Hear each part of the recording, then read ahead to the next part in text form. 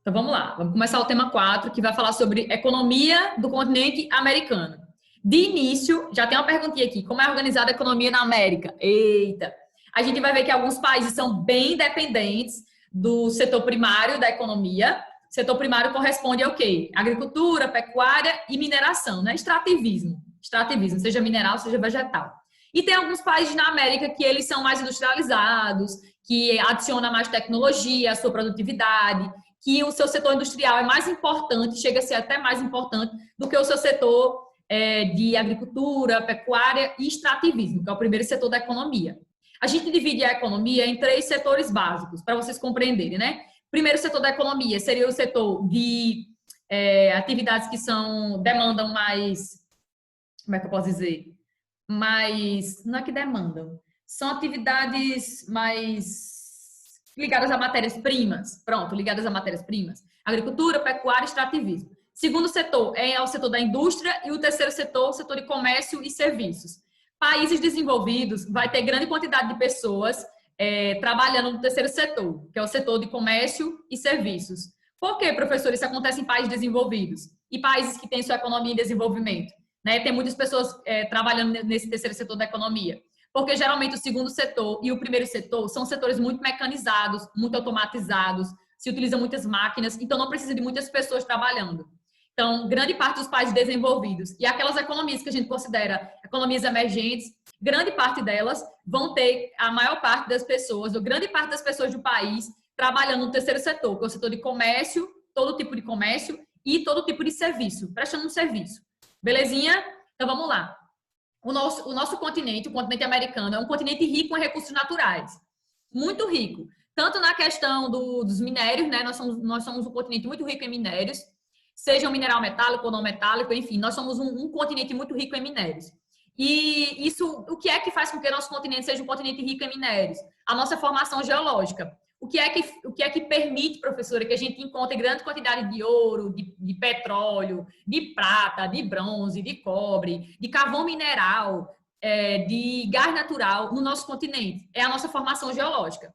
As rochas que dão origem ao nosso relevo. Elas podem conter esses recursos aí, né? Recursos materiais que podem ser frutos da decomposição orgânica ou até materiais que são frutos aí da formação da nossa crosta terrestre, que foram formados pelo processo de deslocamento das placas tectônicas, o magma chegou até a superfície, começou a se resfriar, solidificar, e aí foram formando um tipo de rocha que ela congrega mais um tipo de minério mais resistente, um tipo de minério metálico e etc. Então, a nossa formação geológica, as rochas que constituem o nosso relevo, elas fazem com que a gente tenha uma certa abundância, uma certa quantidade de recursos naturais.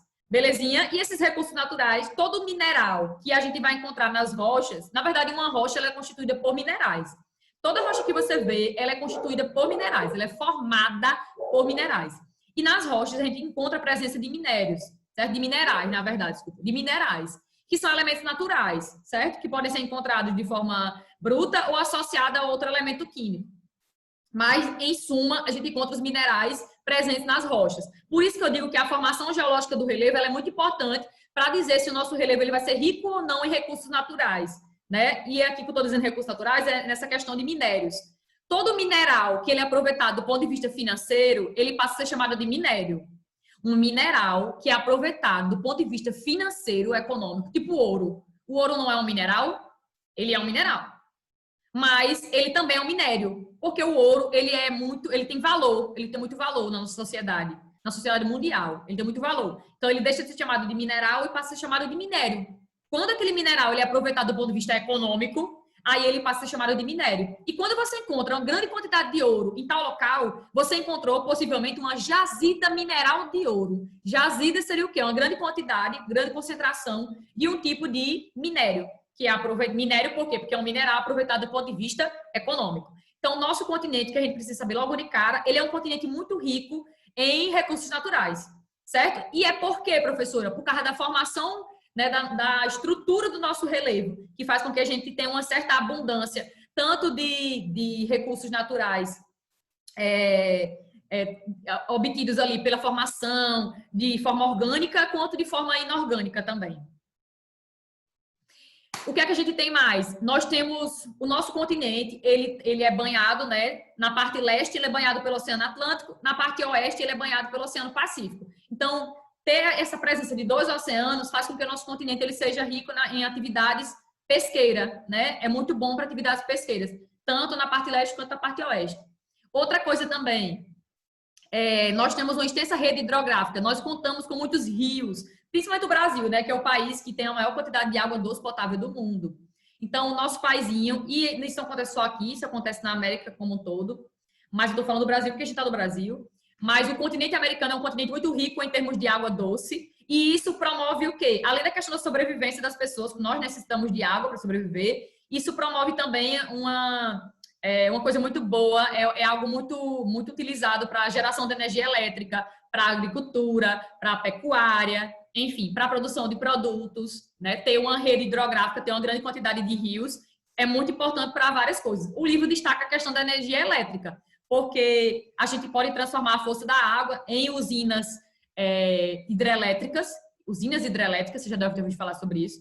Em usinas hidrelétricas, a gente transforma lá a força da água em energia elétrica. Então, ter uma vasta rede de rios faz com que, de certa forma, a gente seja rico nessa questão da produção de energia elétrica através da força da água. Verdade, mas não só para isso. A gente poderia destacar outras coisas aqui. É muito bom para a agricultura, para a pecuária, para abastecimento de cidades, para deslocamento, para a produção de produtos, porque tudo que a gente produz, tudo, você pode nem estar vendo, eu não estou vendo a água aqui, professora, olha, nesse produtozinho aqui, eu não estou vendo a água, mas foi necessário utilizar água para produzir isso aqui? Foi, com certeza.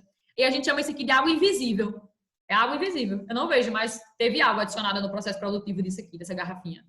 Certo? Tudo que a gente produz se utiliza água. Então, ser um continente rico do ponto de vista hidrográfico, na questão de ter muitos rios, enfim, e grande parte dos rios também, a gente contar com muitos rios que são perenes, rio que tem água o tempo todo, é muito importante.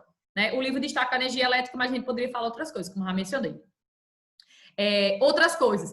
A gente já viu isso. A gente tem uma grande diversidade de climas, uma grande diversidade de solos e uma grande diversidade de relevos. Verdade, nós temos relevos diferentes, climas diferentes e temos tipos de solos. Só isso que vocês não viram ainda, mas o solo, ele é caracterizado, um dos fatores que caracteriza um solo é o tipo climático. Então, o que faz com que a gente tenha tipos de solos diferentes é o tipo climático, né? Os tipos climáticos diferentes que a gente tem também. E aí, essas três variantes, tanto a quantidade de climas que são variados, de solos que são variados e de relevos que são variados, promove uma melhoria, uma certa, como é que eu posso dizer? Faz com que a gente pratique a agricultura no continente e pratique também o desenvolvimento da pecuária, que é a criação de animais, né? Nosso continente ele é propício tanto para a agricultura quanto para a pecuária. É claro que você vai encontrar no continente solos que são mais impróprios do que outros, dependendo do local. Estou dizendo que isso é geral. Estou dizendo que, tipo, a estrutura dos solos, no geral, promove, sim, essas duas atividades financeiras, que é a agricultura e a pecuária. Financeira e de sobrevivência, né? Outra coisa, o livro menciona a questão da biodiversidade. Nós temos florestas e nós temos extensas vegetações, formas de tipos de vegetações diferentes no continente. Esses tipos de vegetações diferentes, cada uma com a sua biodiversidade, ou seja, com a sua variedade de espécies e até com a sua biomassa, quantidade de espécies, promove para a gente o quê? Um grande desenvolvimento de produtos, que a matéria-prima provém de uma espécie florestal, uma espécie de tal vegetação, e aí isso faz com que a gente desenvolva produtos específicos com base na nossa riqueza vegetal. Belezinha? Tô falando muito rápido, não tô? Tá tendo para entender? Tá, né? Pronto.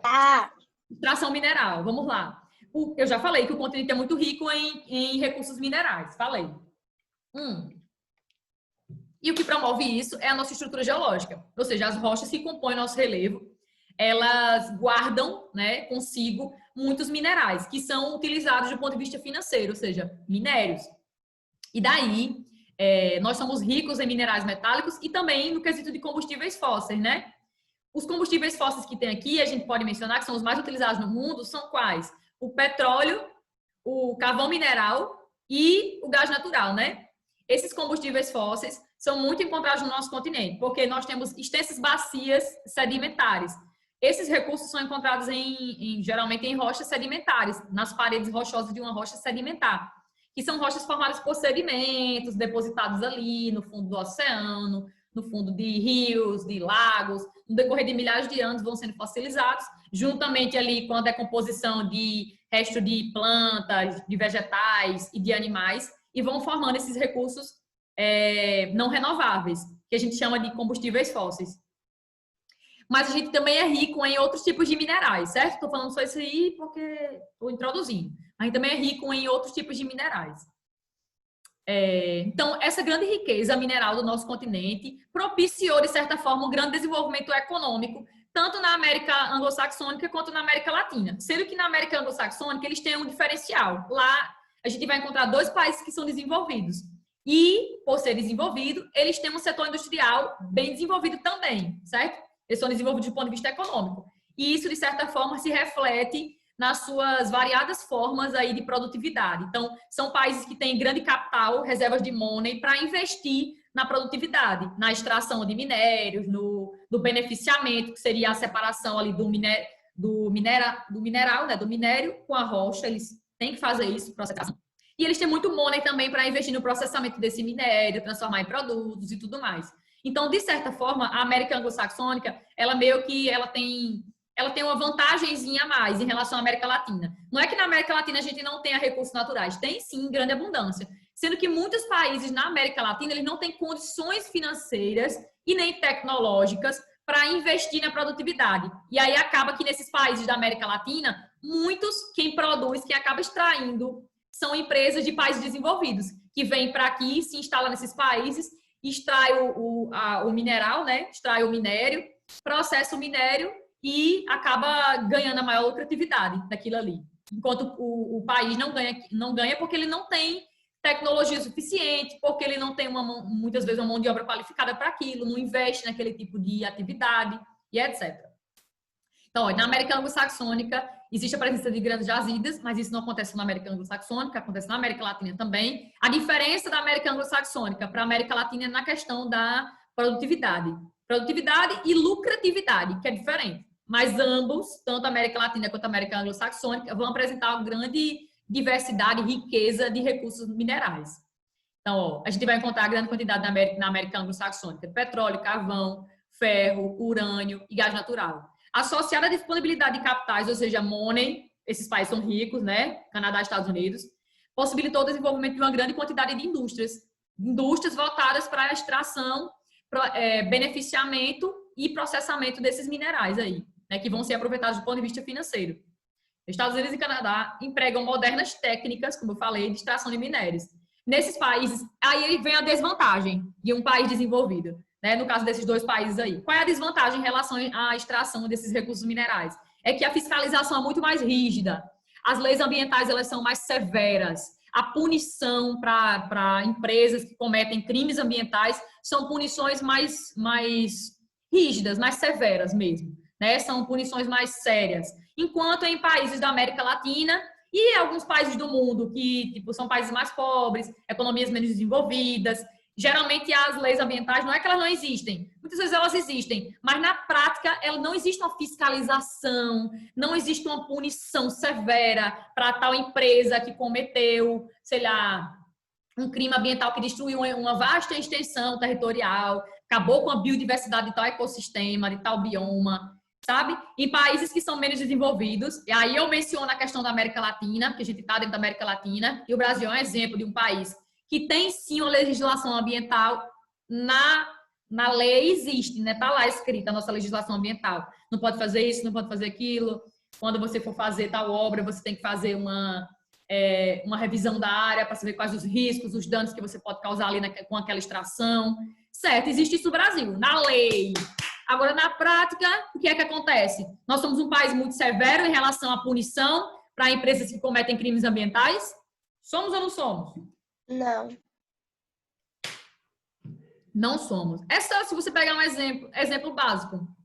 Aquele desastre que houve em Mariana, salvo engano, foi em 2015. Recentemente teve o de Brumadinho, também em Minas Gerais. Minas Gerais é um dos polos de mineração no Brasil. Não deixou de ser. desde o século XVII, século XVIII, né? Não deixou de ser um grande polo de extração mineral. Sendo que hoje em dia se extrai muito minério de ferro de uma regiãozinha dentro de Minas Gerais chamada o quadrilátero ferrífero. Então, toda aquela região ali de Minas Gerais, do estado de Minas Gerais, que está dentro do quadrilátero ferrífero, se vocês procurar jogar aí no Google, vocês vão ver, é uma área muito próspera no quesito de minérios, principalmente minério de ferro. E aí, aquela empresazinha, a Samarco Corrêa, né? Ela cometeu alguns crimezinhos ambientais lá na região onde ela está instalada, em Minas Gerais. Sendo que, até hoje, essa empresa ela não pagou a indenização necessária, não cobriu todos os danos ambientais que ela promoveu no meio ambiente. E isso continua, isso persiste. A empresa funciona hoje, né? Ela continua trabalhando. Mas quando eu falo que o nosso país ele existe uma legislação ambiental, existem leis, né, dizendo que você pode, que você não pode fazer, o que você tem que fazer, mas não existe uma fiscalização severa, não existe. Já nesses países desenvolvidos, como Estados Unidos e Canadá, além de existirem as leis, a fiscalização é muito rigorosa, como está dizendo aqui no livro. A fiscalização das empresas, o que aquela empresa está fazendo ali, é rigoroso, certo? Eles fiscalizam mesmo. E cometeu algum dano ambiental, algum crime ambiental, aquela empresa tem que pagar por isso. E aí a indenização é altíssima, altíssima, certo? Aí, para tentar escapar, né, dessa fiscalização aí desses países desenvolvidos, o que é que as empresas desses países fazem? Eita, vamos para ali, para tal país que tem a legislação, mas tipo, é tão flexível, tipo assim, eles não fiscalizam muito não. Se a gente fizer algum crimezinho, eles nem vão se importar muito, a indenização não vai ser tão alta, não vai ser tão severo quanto aqui no nosso país, não. Vamos para lá? Bora. Aí pronto. Muitas empresas que atuam dentro da América Latina são empresas de países ricos, viu? Grande parte delas são de países desenvolvidos, como por exemplo, dos Estados Unidos e do Canadá. Se instala aqui na América Latina para explorar os nossos recursos, ganha lucratividade, ganha muito money com isso. Esses países, os países onde elas estão instaladas, não ficam com quase nada da lucratividade, porque a lucratividade é da empresa. Cometem crimes, danos ao meio ambiente e não dá em nada. Não dá em nada. E é isso que acontece. Certo? O nosso país é um excelente exemplo para falar disso. Então, é muito comum empresas transnacionais, essas empresas que têm uma sede no seu país de origem, mas tem várias filiais espalhadas por outros países, elas se espalham em países onde a legislação ambiental é flexível, não é rígida, não fiscalizam muito o que você está fazendo, não vai ter muita burocracia, certo? Se você exterminar alguma espécie, não vai dar muita, eu estou dizendo assim em hipótese, viu?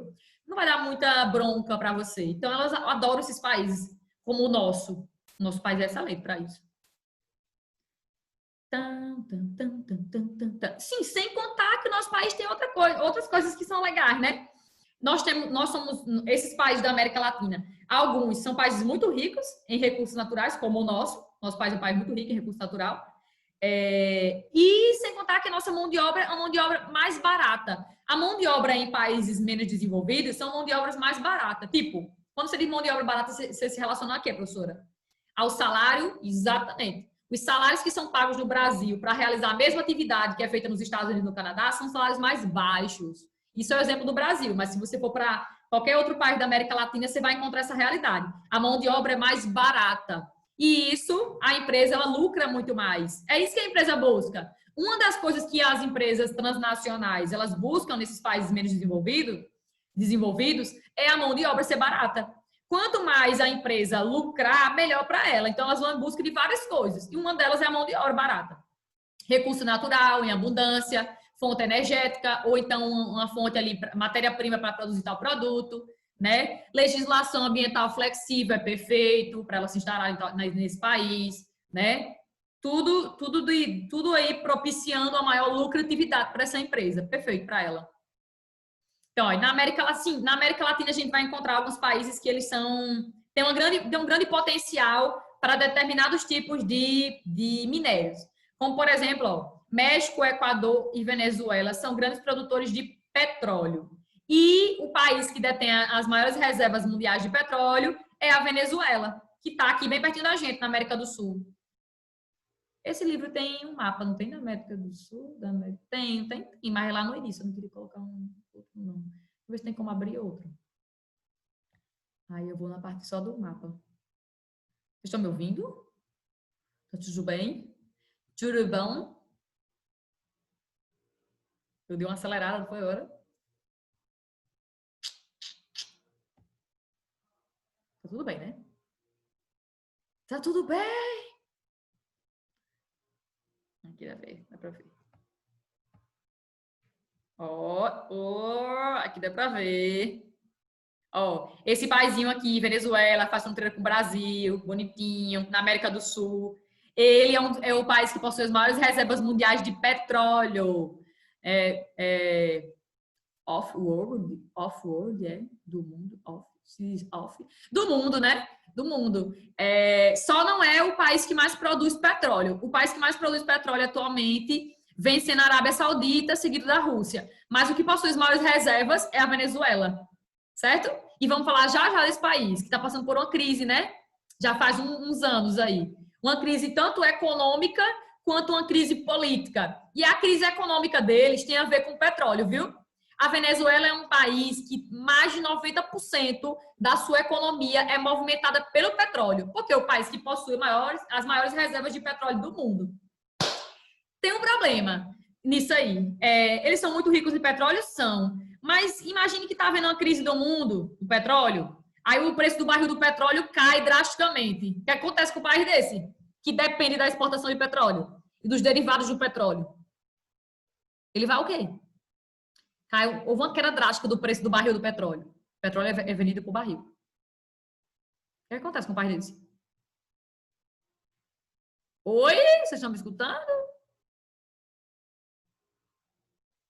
Ana Beatriz, tá travando? Tá travando? Tá travando para mais alguém? Para mim não tá. Agora melhorou. E aí, o que acontece com um país como a Venezuela, que depende da extração e da exportação do petróleo e seus derivados? Quando o preço do barril do petróleo a nível internacional começa a cair drasticamente, o que acontece com um país desse? Ele sofre o quê? Não sei. Exploração por tipo... Não. É um país que depende da extração e da exportação de petróleo. No mundo inteiro está havendo uma queda drástica no preço do barril do petróleo. Está diminuindo o preço do petróleo. O que acontece com um país desse que depende? Então, consequentemente, eles vão... porque eu não sei a palavra, mas eu sei uma que crise. Ele entra em uma crise econômica muito séria. Exatamente. Professor, então quer dizer que a crise que está acontecendo hoje na Venezuela tem a ver com o petróleo? Tem a ver com o petróleo. Tem muito a ver com o petróleo. Muito, muito. Vamos falar já já disso aí. Aí aqui. Então, México, Equador e Venezuela são grandes produtores de petróleo. Estando nesse país, ou seja, na Venezuela, as maiores reservas mundiais de petróleo. O Brasil também se destaca na produção de petróleo, mas ele também se destaca na produção de minério de ferro. Minério de ferro. E grande parte desse minério de ferro não é extraído por empresas brasileiras, é extraído por empresas transnacionais, como a Companhia Vale do Rio Doce, certo? A Companhia Vale do Rio Doce era uma empresa brasileira e foi vendida a preço de banana no finalzinho do século XX. Ela foi vendida, certo? Foi vendida por capital privado e hoje é uma empresa transnacional.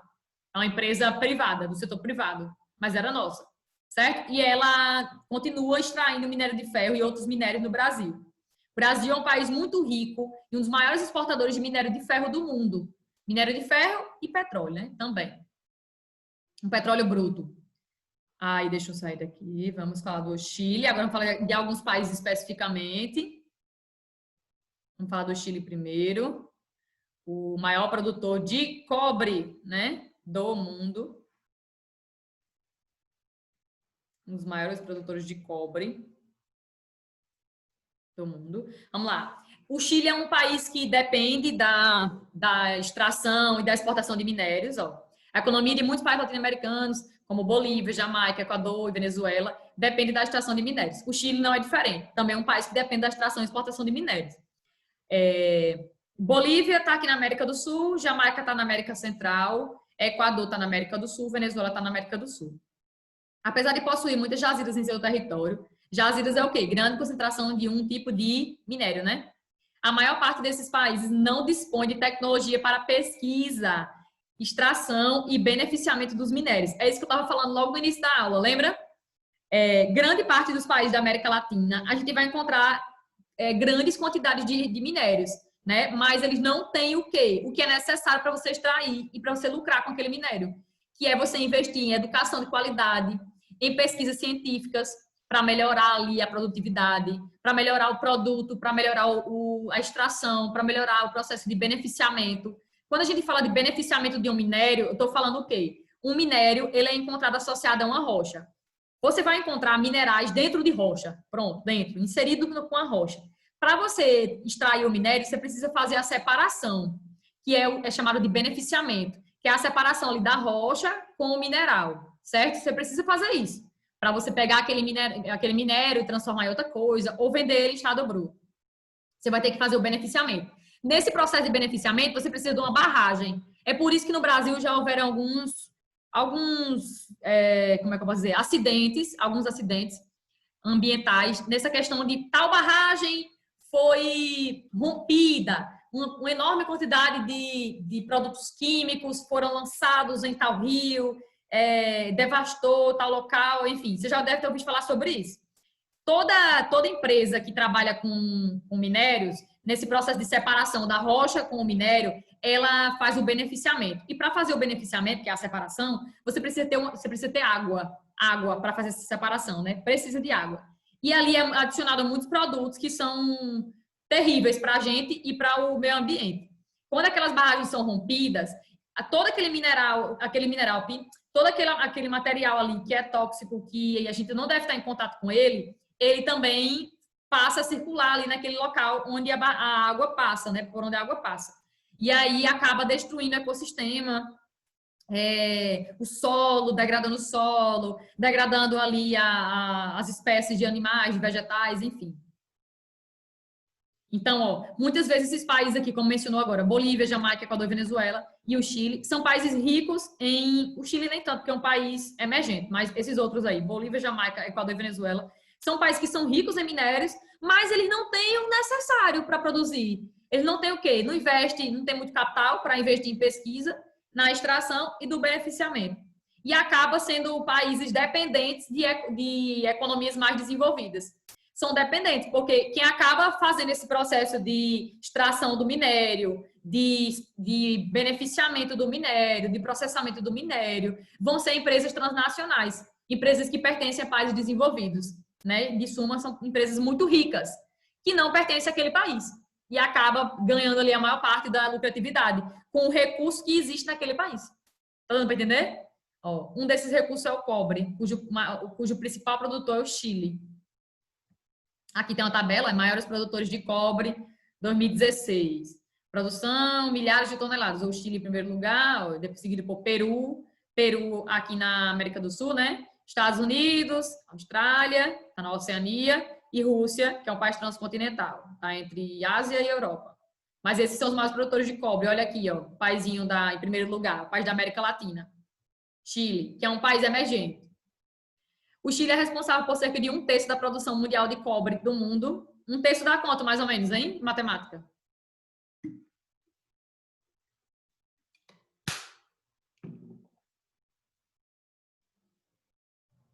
Eita, bexiga. Quanto é 1/3? Hein?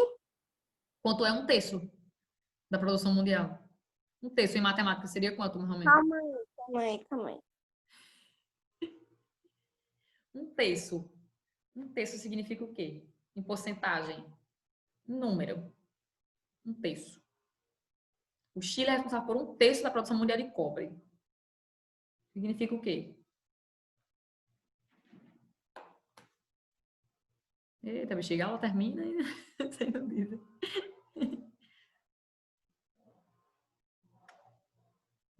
Ei, pode continuar, não sei não, viu? Meu bem! E ninguém diz, ô God. É 7,8 milhões da quantidade de população no mundo. Então, calma aí. Não, o que é um terço em matemática? Um terço de qualquer coisa é o quê? Em proporção. É 0,3333. 0,33%, né? Dá uma dízima, na verdade. É, Pronto. Então, imagine que o Chile é o maior produtor mundial desse tipo de mineral, o cobre, e ele detém, tipo, o maior montante de produtividade desse mineral, certo? Ele é o maior produtor. Além desse mineral, ele também é um país muito rico e importante produtor de ouro, prata, ferro, lítio e manganês.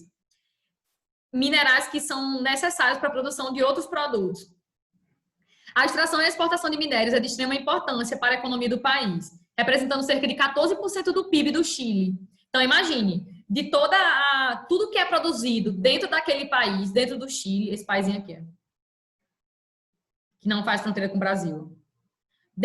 Tudo que é produzido aqui dentro do Chile, 14% da economia do país, do PIB deles, provém de recursos minerais, né, da extração ali de recursos minerais, 14%. E isso, na prática, ó, seria em torno de 55% de tudo que o país vende. Tudo que ele exporta para fora é um recurso mineral, certo? Isso é muito importante, ou seja, significa dizer que esse país é meio que dependente, ele depende desse tipo de economia, da extração dos recursos minerais.